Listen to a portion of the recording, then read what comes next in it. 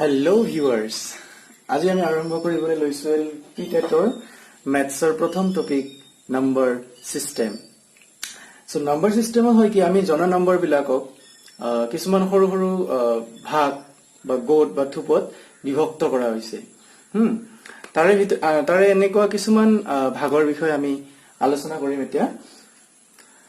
এনেকুৱা এটা ভাগ হ'ল অখণ্ড সংখ্যা। অখণ্ড সংখ্যা অখণ্ড সংখ্যা বুলিলে আমি কি বুজো? কোনবিলাক সংখ্যাৰ গোটেই নাম্বাৰ বিলাকৰ বা গোটেই সংখ্যা পদ্ধতিৰ কোনবিলাক সংখ্যাক আমি অখণ্ড সংখ্যা বুলি কম। অখণ্ড সংখ্যাত তিনি প্ৰকাৰৰ সংখ্যা আহিব। এটা হৈছে ধনাত্মক অখণ্ড সংখ্যা, এটা হৈছে ঋণাত্মক অখণ্ড সংখ্যা আৰু শূন্য। এতিয়া ধনাত্মক অখণ্ড সংখ্যা বুলিলে আমি কোনবিলাকক বুজিম? ধনাত্মক অখণ্ড সংখ্যা হল 1 2 3 4 5 এনেকুৱাকৈ চলি থাকিব। এইবিলাকক কোৱা হয় ধনাত্মক অখণ্ড সংখ্যা। তাৰ পিছত আহিল শূন্য। শূন্যটো এটা অখণ্ড সংখ্যা। আৰু ঋণাত্মক অখণ্ড সংখ্যা কোনবোৰ? এই 1 2 3 4 5 এইবিলাকৰ আগত যদি মাইনাছ চিন বহাই দিওঁ এইবিলাকক আমি কি বুলি কম? ঋণাত্মক অখণ্ড সংখ্যা। অৰ্থাৎ ঋণাত্মক অখণ্ড সংখ্যাৰ ভাগত পৰিব -1 -2 -3 আৰু এনেকৈ চলি থাকিব। অৰ্থাৎ দেখা গ'ল যে অখণ্ড সংখ্যাৰ সংহতিটোৰ ভিতৰত ইয়াক সংহতি বুলি কোৱা হয়। কিছুমান বস্তুৰ যদি আমি একগোট কৰো তেনেহলে সেই বস্তুটোক আমি কি বুলি কম? সংহতি। অৰ্থাৎ অখণ্ড সংখ্যাৰ সংহতিটোৰ ভিতৰত কি পৰিব? ঋণাত্মক সংখ্যাবোৰ, অৰ্থাৎ -1 -2 -3 -4 -5 এনেদৰে চলি থাকিব। আৰু ধনাত্মক সংখ্যাবোৰ অৰ্থাৎ +1 +2 +3 +4 +5 চলি থাকিব। আৰু মাজতে পৰিল শূন্যটো। তো পৰীক্ষাত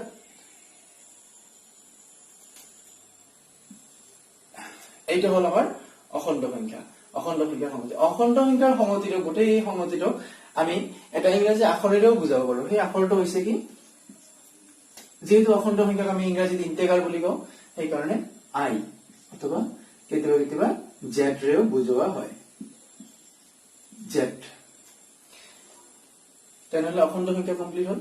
অখণ্ড সংখ্যা সংহতিক আমি আই বা জেড ৰে বুজাও। আৰু অখণ্ড সংখ্যাৰ সংহতিৰ ভিতৰত কি পৰিব? -1 -2 -3 -4 -5 এইফালে চলি থাকিব।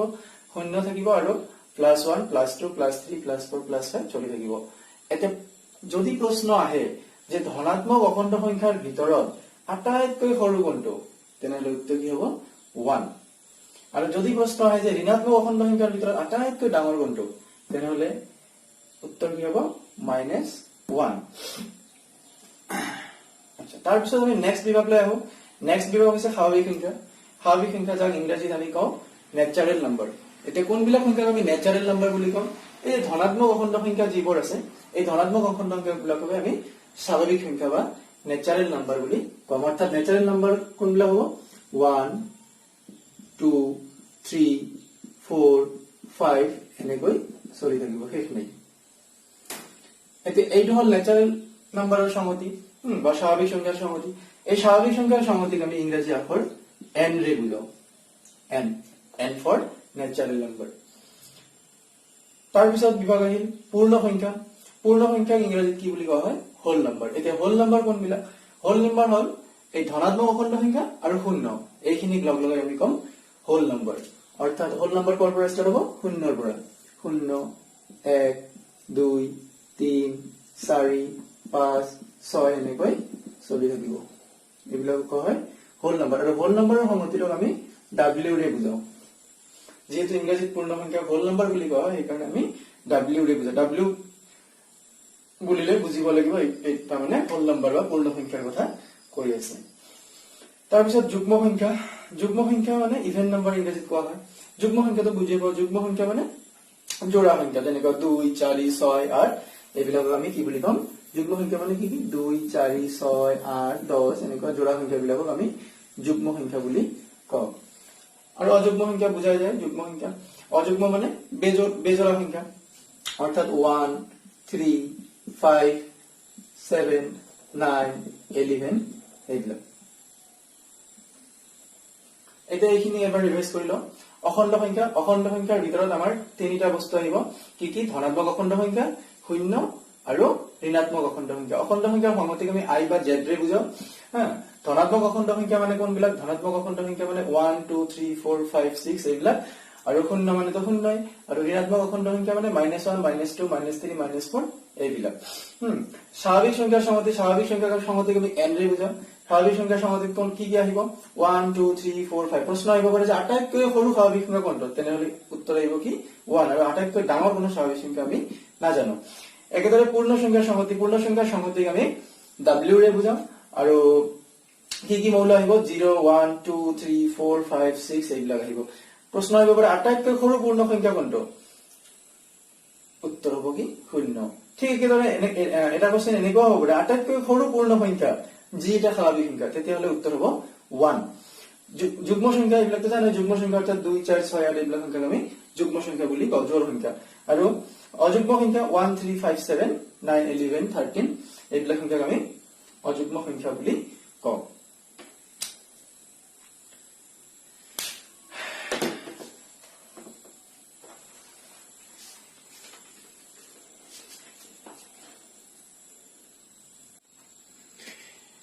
এতিয়া নাম্বার সিস্টেমত আমি কি চালো অখণ্ড সংখ্যা স্বাভাৱিক সংখ্যা পূৰ্ণ সংখ্যা যুগ্ম সংখ্যা আৰু অযুগ্ম সংখ্যা এইকেইটা চোৱাৰ পিছত আমি নেক্সট ভাগ পৰিমেয় সংখ্যা লৈ আহো এটা কথা হল কোনো এটা সংখ্যাক আমি কেতিয়া পৰিমেয় সংখ্যা বুলি কম পৰিমেয় সংখ্যাৰ ডেফিনেশনটো হল p/q আকাৰত প্ৰকাশ কৰিব পৰা সংখ্যাক পৰিমেয় সংখ্যা বুলি কোৱা হয় এতিয়া কথাটো হল p/q আকাৰত প্ৰকাশ কৰিব পৰা মানেটো কি p/q আকাৰত প্ৰকাশ কৰিব পৰা মানে যদি কোনোবা এটা সংখ্যাক আমি ভগ্নাংশ ৰূপত প্ৰকাশ কৰিব পাৰো মানে ভগ্নাংশ কি থাকে ওপৰত এটো এটা ভগ্নাংশ সপোজ ভগ্নাংশৰ ওপৰত কিবা এটা থাকে তলত কিবা এটা থাকে ওপৰটো কি বুলি কোৱা হয় লব আৰু তলটো আমি কি বুলি কওঁ হৰ অৰ্থাৎ যদি কোনো এটা যিকোনো ভগ্নাংশক আমি যদি লব বাই হৰ আকাৰত প্ৰকাশ কৰিব পাৰো তেনেহলে সেইটো সংখ্যা আমি পৰিমেয় সংখ্যা বুলি কওঁ ইয়াতে এটা গুৰুত্বপূৰ্ণ condition hall q not equal to 0 এই তলটো কেতিয়াও 0 হ'ব নোৱাৰে অৰ্থাৎ হৰ কেতিয়াও শূন্য হ'ব নোৱাৰে কিয়নো হৰ শূন্য হলে তেনেকুৱা ভগ্নাংশৰ বিষয়ে আমাৰ গণিতত সংখ্যাবদ্ধ নহয় মানে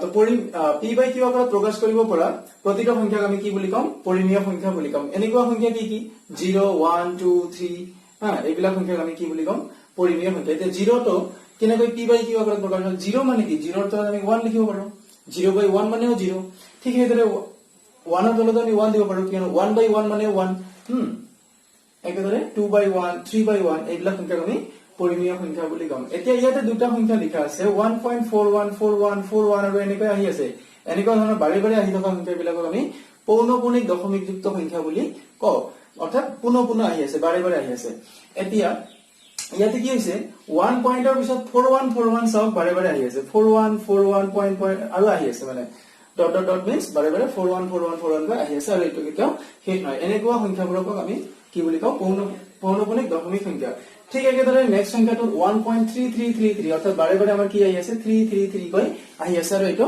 আহি থাকিব এনেকুৱা সংখ্যাবোৰক আমি পৰিমেয় সংখ্যা বুলিয়ে কম কিয়নো এইবোৰক আমি ভগ্নাংশ ৰূপত প্ৰকাশ কৰিব পাৰো অৰ্থাৎ p/q আকাৰত দেখাব পাৰো কেনেকৈ দেখাব পাৰো এইটো আমি পিছত ভগ্নাংশ চেপ্টাৰটো যেতিয়া পঢ়াম ফ্ৰেকশন নামৰ এটা চেপ্টাৰ যেতিয়া আছে সেইটো চেপ্টাৰত আমি ভালদৰে ডিসকাস কৰিম এতিয়া জাস্ট মনত ৰাখিলে হল যে 0 1 2 3 4 5 অৰ্থাৎ যিমান বিলাক এইবিলাক সংখ্যা আছে এই সকলো বিলাকে পৰিমেয় সংখ্যা এক নম্বৰ ইন্টিগ্ৰাল বিলাক পৰিমেয় সংখ্যা তাৰোপৰি আমি যিবিলাক ভগ্নাংশ জানো যিমান বিলাক ভগ্নাংশ আছে 2/1 একক 1/2 একক 3/5 একক 7/9 একক যিবিলাক ভগ্নাংশ আছে আৰু যিবিলাক অখণ্ড সংখ্যা আছে ইয়াৰ আগতে চাইছিল অখণ্ড সংখ্যা কি আছিলে ঋণাত্মক সংখ্যা শূন্য আৰু ধনাত্মক সংখ্যা এইবিলাকক আমি কি বুজি কৈছিলো ঋণাত্মক অখণ্ড সংখ্যা শূন্য আৰু ধনাত্মক অখণ্ড সংখ্যা এই গোটেইবোৰ সংখ্যা পৰিমেয় সংখ্যা তাৰোপৰি ভগ্নাংশ বিলাকো পৰিমেয় সংখ্যা আৰু এনেকুৱা পৌনঃপুনিক দশমিকযুক্ত সংখ্যাবিলাককো আমি পৰিমেয় সংখ্যা বুলি কম ঠিক অপৰিমেয় সংখ্যাটো কি পৰিমেয় সংখ্যা বুজিলে আৰু অপৰিমেয় সংখ্যা বুজাটো সহজ হৈ পৰে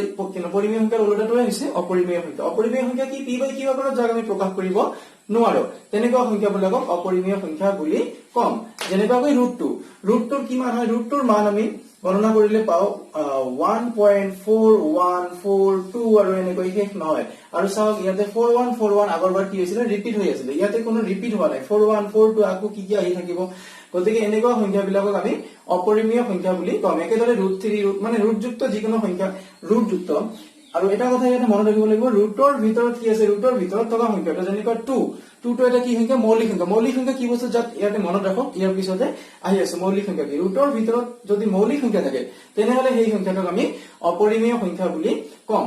যেনেকৈ √2, √3, √5, সেই একেদৰে √7, এইবিলাক সংখ্যা অপৰিমেয় সংখ্যা।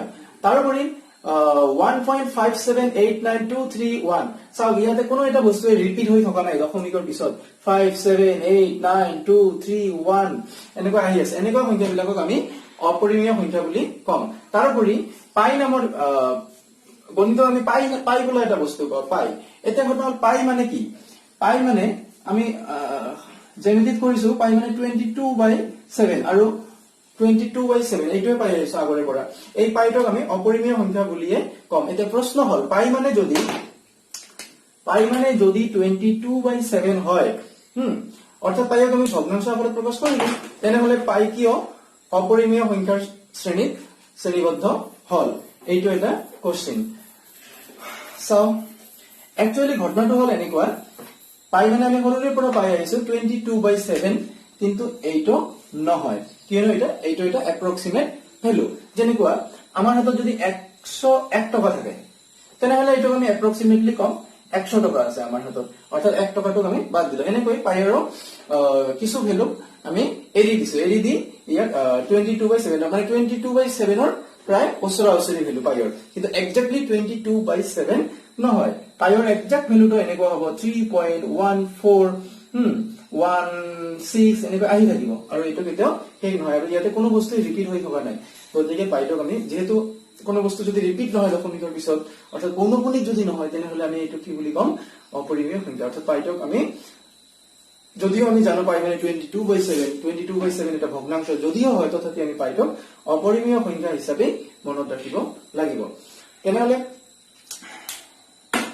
পৰিমেয় সংখ্যা মানে কি বুজিলো, যিবিলাক সংখ্যা আমি ভগ্নাংশ আকাৰত প্ৰকাশ কৰিব পাৰো সেইবিলাক সংখ্যা পৰিমেয় সংখ্যা, বা p/q আকাৰত বুলি ক'লেও হ'ব। যিবিলাক সংখ্যা আমি p/q আকাৰত প্ৰকাশ কৰিব পাৰো সেইবিলাক সংখ্যা পৰিমেয় সংখ্যা বুলি কোৱা হয়, আৰু অপৰিমেয় সংখ্যা যাক p/q আকাৰত প্ৰকাশ কৰিব নোৱাৰো, তেনেকুৱা সংখ্যাবিলাকক আমি কি বুলি কম, অপৰিমেয় সংখ্যা।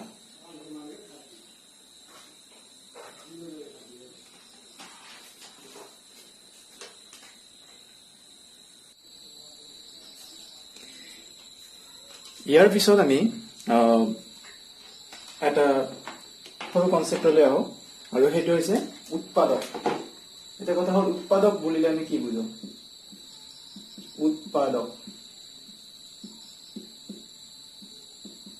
উৎপাদক বুলিলে আমি কি বুজা পাওঁ। উদাহৰণস্বৰূপে আমি এটা সংখ্যা ললো 6। এতিয়া উৎপাদকৰ ক্ষেত্ৰত আমি চিন্তা কৰিম 6ক কি সংখ্যাৰে ভাগ যায়, মানে পূৰ্ণ বিভাজ্য হয়।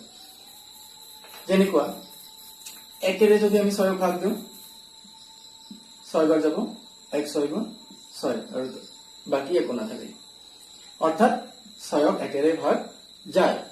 ঠিক একেদৰে 6ক যদি আমি 2ৰে ভাগ দিওঁ, তেনেহলে 2 3 গুণ 6, আৰু বাকি একো নাথাকে, অৰ্থাৎ 6ক 2ৰেও ভাগ যায়।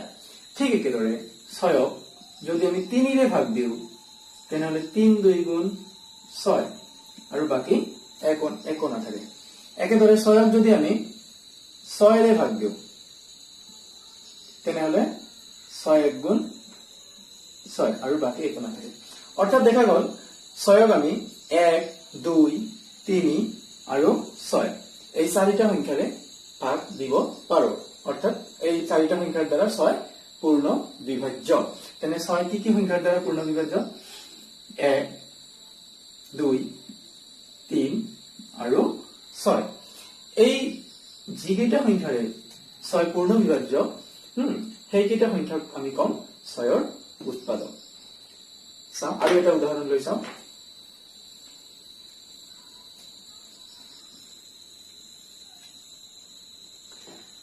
এতিয়া উদাহৰণস্বৰূপে আন এটা সংখ্যা আমি 15 ললো। এইবাৰ 15, এতিয়া চাব লাগিব 15 কি সংখ্যাৰে ভাগ যায়। সাপোজ 15 1ৰে ভাগ দি চাওঁ, 1ৰে ভাগ দিলে 1 15 গুণ 15, অৰ্থাৎ 1ৰে 15 ভাগ যায়। একেদৰে 2ৰে যদি দি চাওঁ, দেখা যাব যে বাকি থাকে 2 2 7 গুণ 14 অর্থাৎ 1 বাকি থাকিব হেনেকে হলে নহব আমাৰ বাকি শূন্য হ'ব লাগিব বা পূৰ্ণ বিভাজ্য হ'ব লাগিব 15 যদি আমি 3 ৰে ভাগ দিও 3 ৰে ভাগ দিলে 3 5 গুণ 15 আৰু এই ক্ষেত্ৰতে একো বাকি নাথাকে 4 ৰে যদি ভাগ দিও 4 ৰে 3 বাৰ যাব 4 3 গুণ 12 আৰু বাকি 3 থাকিব বাকি থকা হলে নহব আমাৰ বাকি শূন্য আহিব লাগিব বা একো বাকি থাকিব নালাগিব তেনেহলে 4 কেনসেল নেক্সট যাব 5 5 ৰে যদি আমি 15 ভাগ দিও